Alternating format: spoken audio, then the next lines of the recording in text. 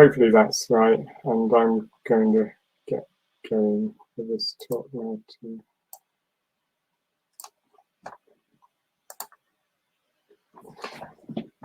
Okay, well,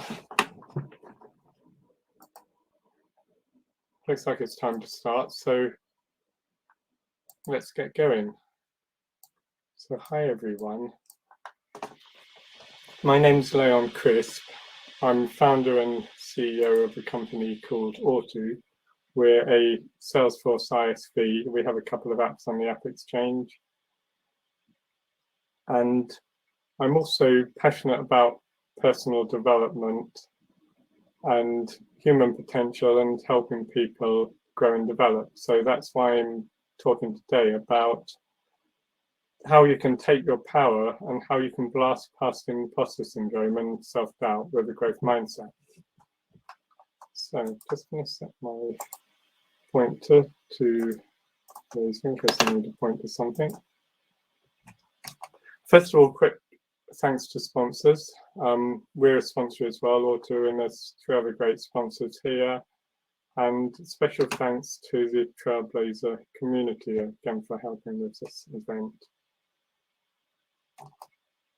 Right, let's start with a question for you, just to have a think about. Do you recognize any of these? I'm just about to say, do you recognize that you think any of these yourself? So I feel like I'm not good enough. Everyone else seems so confident. They all seem to know what they're doing. What if I get found out that I don't really know what I'm doing? I feel like I'm a fake. Am I really good enough to be doing this? I feel like I'm not really great at anything. How did I do so well that time? Must just be a luck or a fluke. Can I really keep this up? What if I make a mistake or mess it up or get worse at it? So, if you recognize any of those, then that's what's commonly called imposter syndrome. And if so, you're not alone, because around 70% of people experience imposter syndrome. It's really widespread. And even more people experience some form of self-doubt. So I'm going to explain how you can take your power and blast past that imposter syndrome. I want to show you this quotation first. It's one of my favorite quotations, and this has been, this note here has been stuck onto my computer monitor for more than 30 years, which is why it's looking a bit worn out. This quote is by Helen Keller, and she says, "Life is either a daring adventure or nothing." And the reason I think this quote is really relevant for this talk is that if you take your power and live, you will get challenged by other people, and you might get hurt. You'll definitely make mistakes and you'll fail many times, and it will definitely be a roller coaster adventure, just like it's saying here, a daring adventure or nothing. But if you don't do these things, then you don't live. It's your choice. So if you do want to do that, you can follow the advice I'm about to give you, which will point you well on the way to that.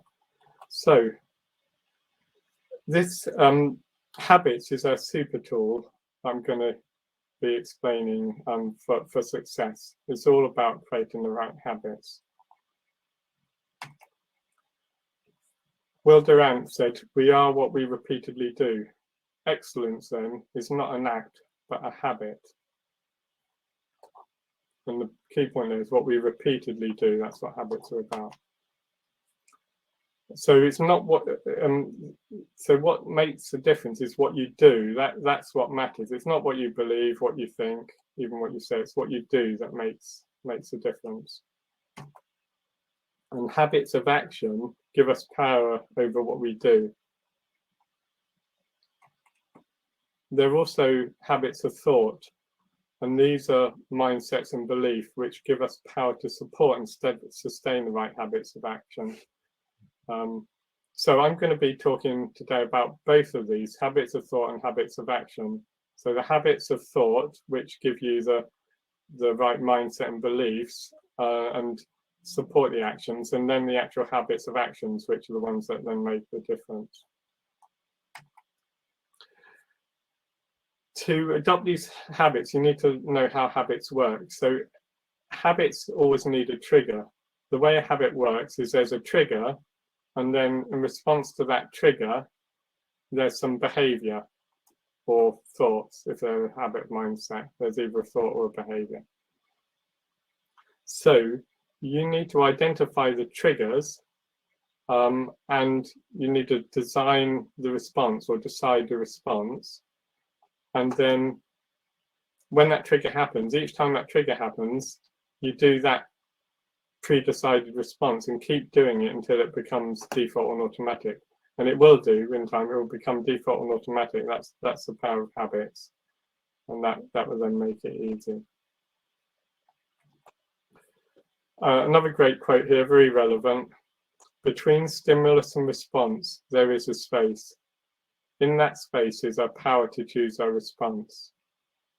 In our response lies our growth and our freedom.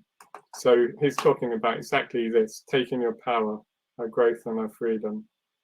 And that's by making a choice how we respond in that space between stimulus and response, basically designing our habits here. So I'm going to tell you about 16 growth habits, and I'm going to make a promise to you. And my promise is that if you cultivate all of these 16 growth habits, it will change your life. That's for sure. So let's get going with these habits. Number 1, you can get great at anything. And this is core to the growth mindset. Growth mindset, what it's all about is the mindset that your talent is not based on what you're born with. So it's not fixed. It's not some people have it and some people don't. It's actually developed by ongoing focused effort and specific practice over time. That's how it works. And this is just a statement of reality of how things work, although not everyone realizes it. So this is a mindset to adopt. Napoleon Hill said, strength and growth come only through continuous effort and struggle. So each time I'm going to tell you about habits of thought and habits of action for each one of these 16. The habits of thought, so mention habits of thought are about a mindset and beliefs and what we think. And these habits of thought are actually reflections of reality. So it's about aligning our mind with the actual reality. That's what gives us the power. So the reality here is that I can do it. It's a choice, not destiny. That's the reality of the world. It is a choice. It's not what we were born with. And another habit of thought is that the power of yet. So this is the power of using this word in your thinking and your speaking. So the way to use it is whenever you're going to make a statement, like, for example, I don't swim well, or I don't swim, you add yet to the end of it.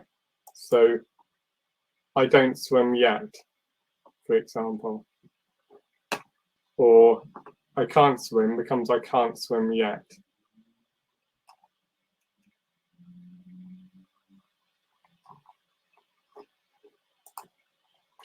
Habits of action, so these are the ones you actually do rather than think.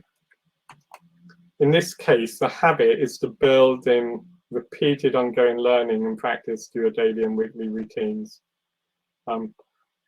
So whatever it is that you want to become great at, you've got to build in these ongoing routines, habits of learning and practice into your daily and weekly routines.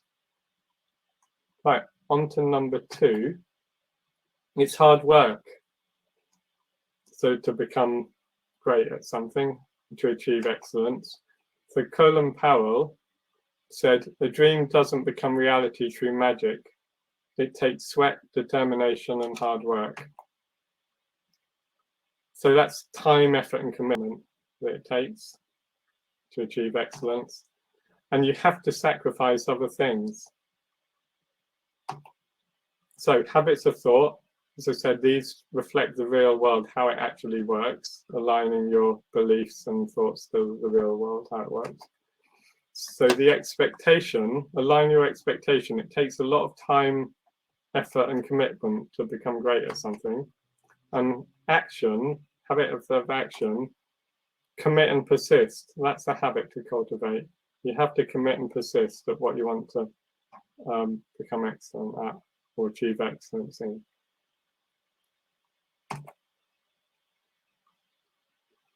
Number 3, this is about exponential, how that works, the power of compounding improvements.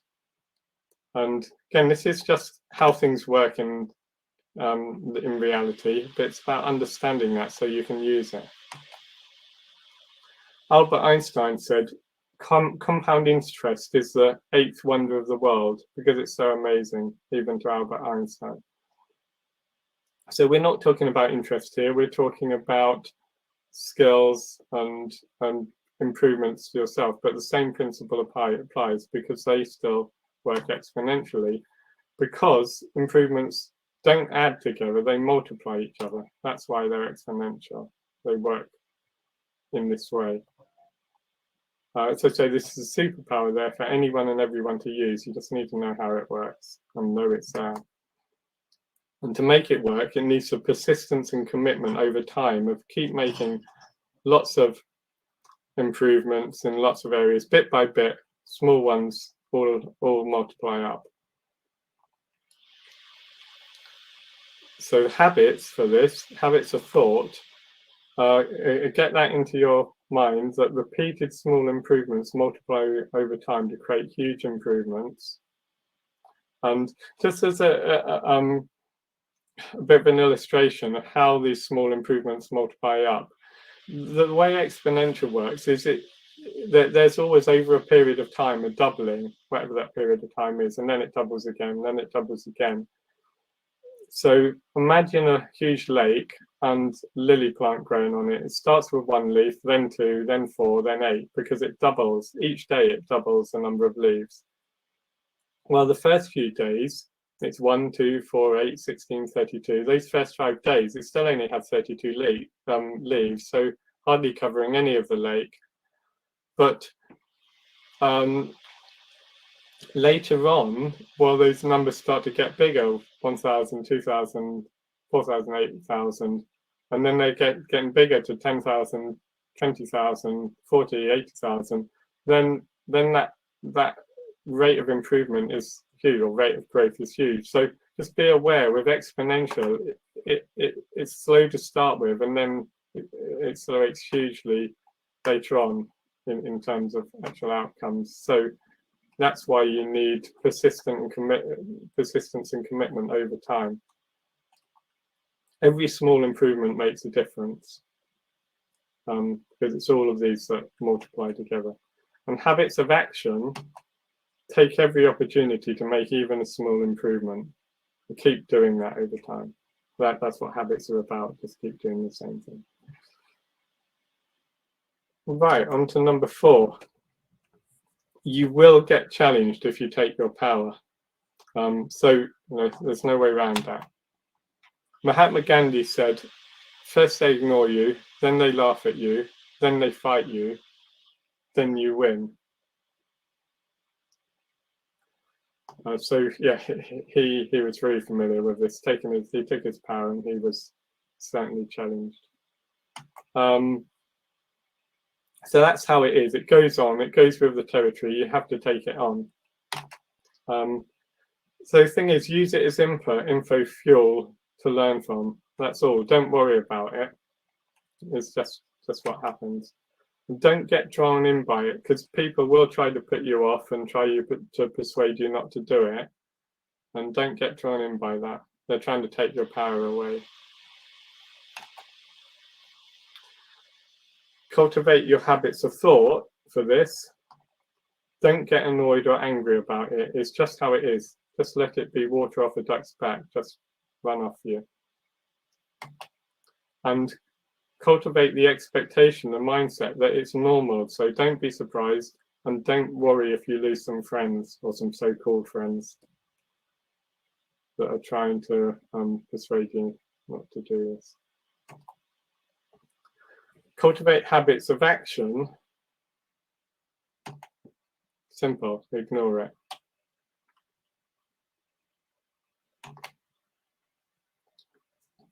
Right, on to number 5. Habit number 5. Don't worry about what other people say or think.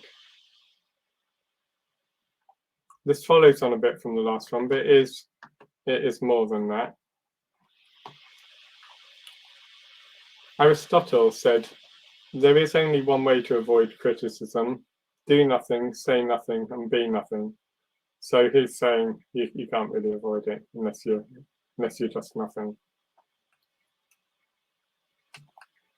And Lao Tzu says, care about other people's approval and you will always be their prisoner. So both great quotes here, exactly about this.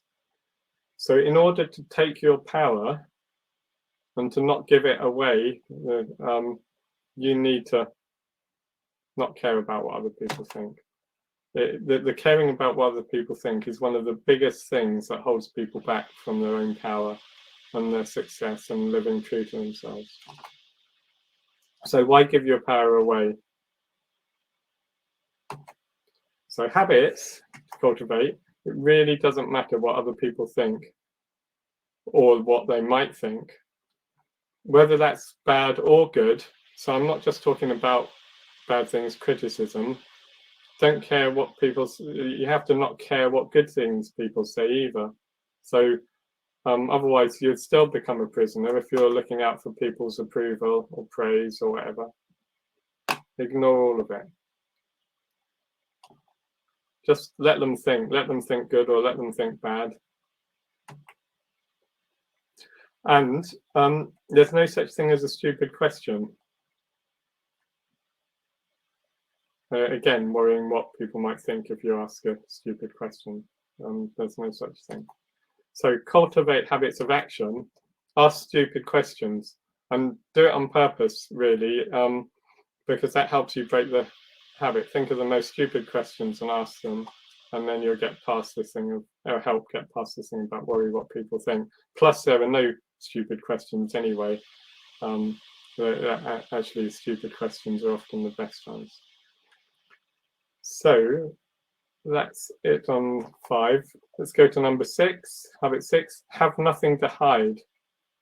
Again, all of these are about allowing your power, taking your power. So again, having something to hide is holding back your power. So have nothing to hide. Zig Ziglar says, with integrity, you have nothing to fear since you have nothing to hide. With integrity, you will do the right thing, so you have no guilt. The first part of that particularly is what we're talking about, having nothing to fear because you have nothing to hide. And so make sure you do have nothing to hide, and there's nothing to worry getting found out about. Cultivate habits of thought. The habit of thought, the mindset, I have nothing to hide. And the action, habits of action, be open and honest rather than pretending or faking or trying to look good. And then you'll be able to take your power. There'll be nothing to worry about. Number 7, focus on what's in your control. This is absolutely vital and hugely powerful, but often misunderstood. So let's explain how that works. Here's a diagram here. This represents everything everywhere. as in all the things you could be interested in or concerned about in the whole world, in the whole universe.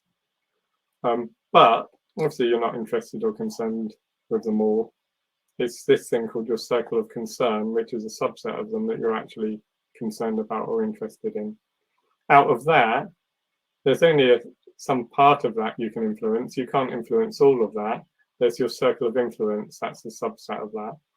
And out of that, there's just a small part that you can actually control. Influence is not control. It may happen, it may not. These are results, outcomes, but they're not direct control. So here's direct control. And what this is about is just focus on your circle of control. Everything else is a distraction because you don't have control. It's just diluting your power. So by focusing on your circle of control, you maximize your power, you don't dilute it. Sen Zobrist said about this, at the end of the day, you can't control the results. The results are your circle of influence, not your control. You can only control your effort level and focus. So what can you control? What's in that circle of control?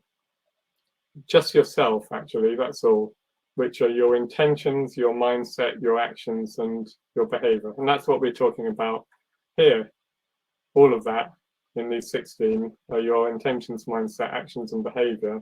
These are the things you're controlling. These are the things we're using here as tools with habits to take your power. So, habits of thought for this. Always distinguish in your mind between what is in your control, and what isn't. So label them in your mind. Make that habit in your mind of labeling them. So you can then, in your mind, again, focus your thoughts just on the things that you're in your control, because the rest is a waste of time, a waste of your thought effort. And action-wise, cultivate the habit of focusing your efforts on the things that are in your control too. And these are your actions and behaviors and habits.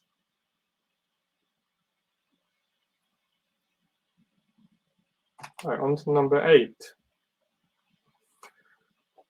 Define and measure your success by things in your control, just by things in your control. Because everything outside there are either just an area of concern, interest, or an area of influence, and you don't have direct control, so it's much less effective if you have goals on things outside your control. The goals on things in your control are really direct, and you get much better success that way. So Zig Ziglar again. What you get by achieving your goals is not as important as what you become by achieving your goals. And because what you become, this is your area of control, it's yourself, and what you become is much more valuable. So these areas to define your goals in terms of are the effort put in, the planned actions done, and sticking to your plan. So for example, define your goals in how much practice you're going to do each week, or what particular actions you're going to do each week towards your improvement and things in your control, and sticking to your plan. If you stuck to your plan, then you've achieved your goal. The results, the outcomes, whether they're success or failure, they're still interesting, still worth measuring, but only in terms of learning from, to get the feedback to learn from and to improve. Habits of thought for this. So picture success, your success, in terms of doing the actions you intended, not the outcomes of those actions. The results, the outcomes, are purely something to learn from. Whether they're success or failure doesn't matter. They're equally valuable for learning from. So these are the mindset aspects, the beliefs, and to cultivate. Again, they're reflecting reality. And cultivate habits of action define your goals in terms of those things, effort put in and planned actions done, and then measure success the same way. Number 9, focus ruthlessly on your niche. And your niche means the area you've decided to specialize in, your area, your priority even. Alexandra Graham Bell said, concentrate all your thoughts upon the work at hand. The sun's rays do not burn until brought to a focus. So he's just talking about the power comes through focus. When there's a lack of focus, then it's mediocre, it's dispersed. So, and the reason you need focus is, as we know, it takes a huge amount of effort and commitment to achieve excellence. So spreading effort too widely results in mediocrity. You have to focus on just the area, your niche, what's important. And how do you focus? Well, this is all about embracing the power of no. This is a mechanism of focus, is saying no to everything else. And no, it doesn't mean no just to other people, no to yourself. John Carmack says about this, focus is a matter of deciding what things you're not going to do. And that's completely right. That's how you focus, by deciding what you're not going to do. So habits of thought for this.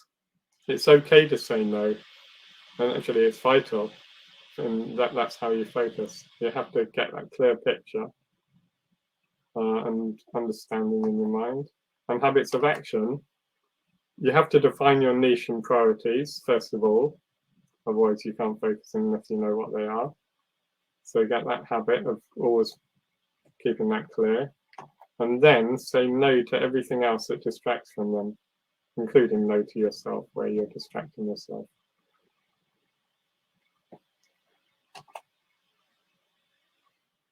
Number 10, don't blame or justify. Again, this is a common way that we give up our power, by blaming or justifying. Robert Anthony says, when you blame others, you give up your power to change. So why would you do that? Why would you give your power away by blaming or justifying? Just take your power and stop doing that if you are doing it. So the habits of thought, observe your thoughts and conversations and catch yourself every time you start to blame or justify. So this is that stimulus response, that gap between stimulus response again. You have to watch yourself. Stimulus happens and you need to create that gap and watch and catch before the response happens of blaming or justifying, so that you can change your response, change your habit there to respond in a different way, to turn your thoughts to what's in your control and what you can do, not about other people, what they're doing in external circumstances. And that's how you take your power. Cultivate habits of action. Don't blame or justify. Instead, in terms of actions, take ownership and take action on what you can do yourself, and including improvements to yourself, because that's where you do have control and where it makes a difference. So can you swap in one habit from another? You're both in habits of thoughts and habits of action. You're swapping the same stimulus, same trigger, but you're swapping the response in your habit. 11, cultivate a beginner's mindset. Socrates, no less, says the only true wisdom is in knowing that you know nothing. And Shunryu Suzuki says, in the beginner's mind, there are many possibilities. In the expert's mind, there are few. both of them illustrating that how believing you're an expert basically takes away your power. The fact is, you're always a beginner. We all are, and there's always a huge amount more to learn. Feeling you're an expert is one of the biggest barriers to further learning and growth. So some things to be aware of here. First of all, unknown unknowns make up most of what there is to learn. And the unknown unknowns are the things you don't even know that you don't know. You don't even know there's that thing left to learn. And this is the majority. What you know is tiny, and you don't even know what the gaps are, where the gaps are. Also, most of what we know is wrong. And when I say we, I mean, throughout the whole world, everyone. We as humankind and individuals. So get that clear as well. And senior doesn't mean right or correct or wiser. So those three things really important to take on, and they'll come in the habits of thought. So yeah, cultivate habits of thought. Again, this is how the world works. This is reality, and it's aligning your mindset, your beliefs, your thoughts to reality. Cultivate awareness that what you know is a tiny fraction of what can be learned in your area of expertise. Cultivate awareness that everyone else is a beginner too. Cultivate awareness that most information and opinion out there is wrong or incomplete. These are facts. And cultivate habits of action. Actively explore unknown unknowns. You have to do this actively to get far in it, because you don't even know where those gaps are without exploring. Question all knowledge, or so-called knowledge, and assume it could be wrong, and explore different ideas. Right, on to 12.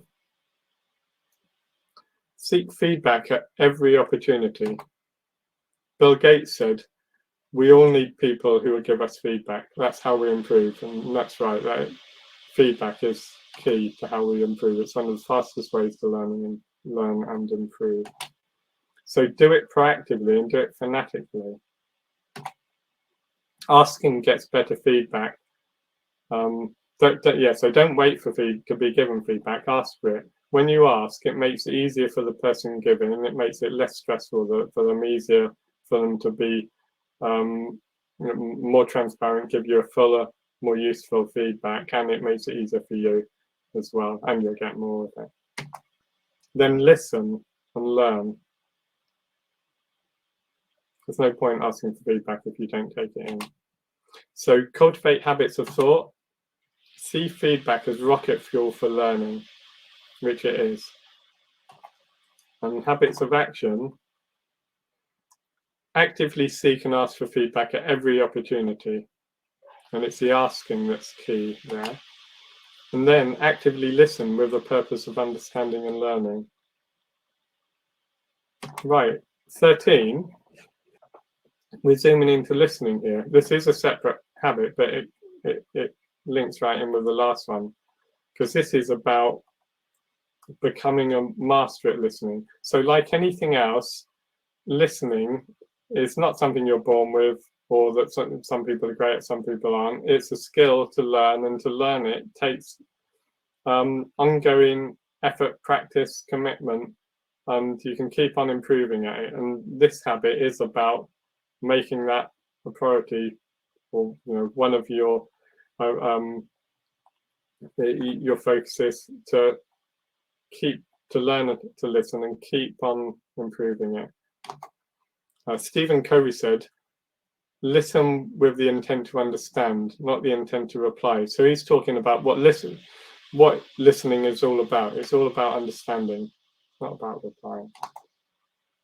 Yes, so purpose to understand as much as possible from the perspective of the other person, so that you can learn as much as possible. It's an active process, it's not passive. And so you have to be active when you listen, including seeking to understand. Seeking to understand is the main purpose. And so In doing that, you have to actively seek to understand by asking questions, checking assumptions, etc. And actively make it safe for the other person, because that makes it easier for them to explain and for you to understand. And you'll get more out of it that way. Whether you disagree or agree is irrelevant when listening. So, few don'ts. Don't argue against anything said. Don't judge anything. Don't make assumptions. And don't jump to any conclusions. Don't interrupt unless that's needed to understand better. And don't give your opinion, again, unless it will help you to explore and understand. Winston Churchill said, "Courage is what it takes to stand up and speak. Courage is also what it takes to sit down and listen." Because listening does take courage. Because by listening, you open yourself up to be influenced. You open yourself up to finding out that you're completely wrong about something. And that takes courage. Cultivate habits of thought. When listening, your objective is purely to understand. So allow yourself to be open to other perspectives.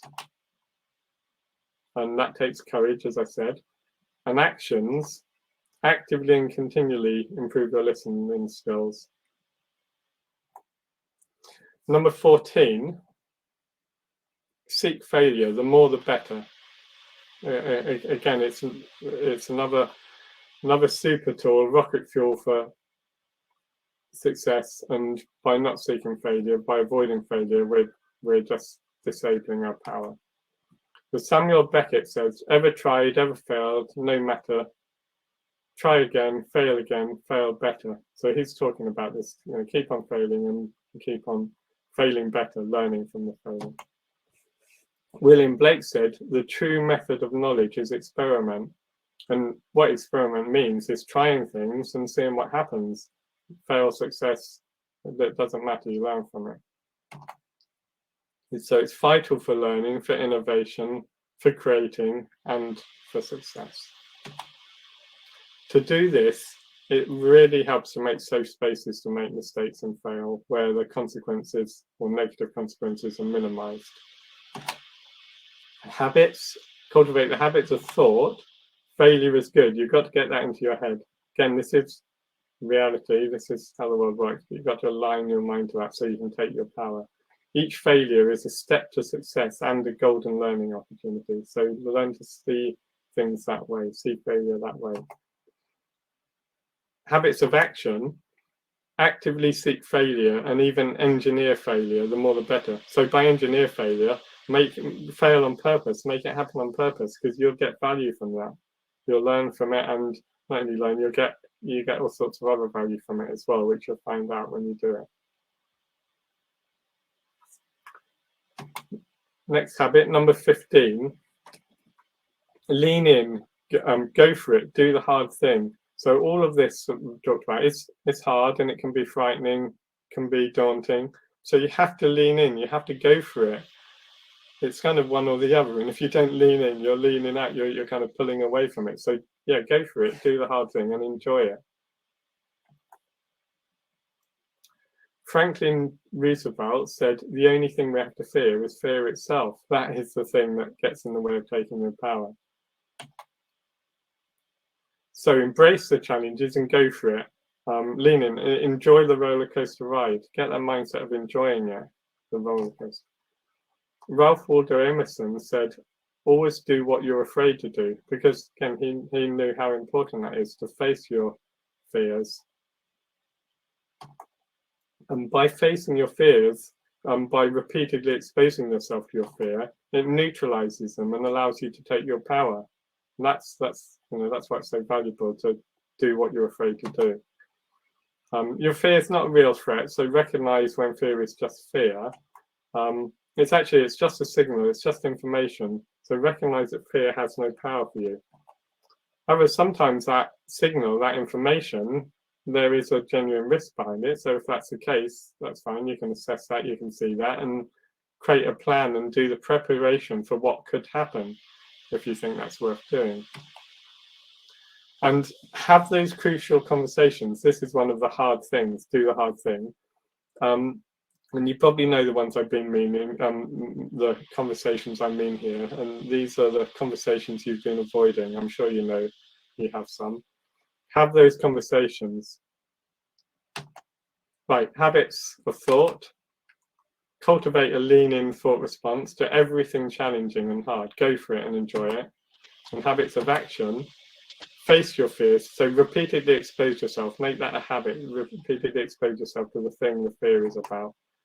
And ask yourself, what's the worst that can happen? You know, if that thing that you're frightened of happens, and ask yourself, is that so bad? Would I survive it? Would I learn from it and come out stronger? And quite often you'll find the answer is yes, you would survive it and you would probably come out stronger. Where relevant, if there's a risk that you do want to do something about, well, take action to prepare for it, to lessen the impact if it ever happens. Okay, on to number 16, the final one. Energy is king. And it really is. Energy is so important for all of this, and I'm going to tell you about that. So, but Benjamin Franklin first, this is what he says: energy and persistence conquer all things. And all of this takes a lot of energy, so we need to make sure we have that energy. And it makes more difference than you can imagine having a lot of energy, having a good amount of energy. It's huge. High energy makes mountains look like molehills, or at least like much smaller mountains. So what you need to do is look after yourself and maximize your health and well-being, because your energy is a result of your health and well-being. Habits of thought. Understand, get into your mind, your mindset, your beliefs of understanding how the real world works. The reality is that your energy level depends on your health and well-being. And your health and well-being is something in your control because it is a result of your thoughts, actions, habits, and behaviors. These are the things that are in control. And habits of action, two things. First of all, you have to continually learn, because like other things, health and well-being, how to promote these, you won't just know it, you have to learn it. So learn how to better promote your health and well-being and energy. And then continually take actions to create habits that then maximize and maintain your health and well-being. And both of those you need to keep on doing, continually getting better at them. So that's it. That's all 16 habits. And back to this quotation, life is either a daring adventure or nothing. So that question again, are you going to take your power? Now you know how you can get going with that as well. It's your choice. So that's it on this talk. So thank you very much for listening.